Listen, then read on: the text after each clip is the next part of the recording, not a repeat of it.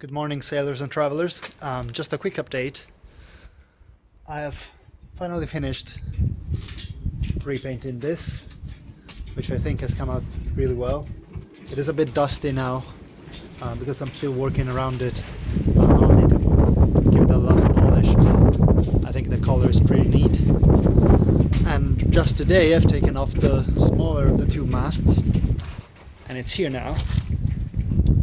And the next project in the next few days will be to, as you can see here, sand both masts back to the, taking out the original wood. It was painted white here. I didn't like that, so I'm going to take off all the paint that was here and all this varnish that was here and repaint it just the same as that color over there.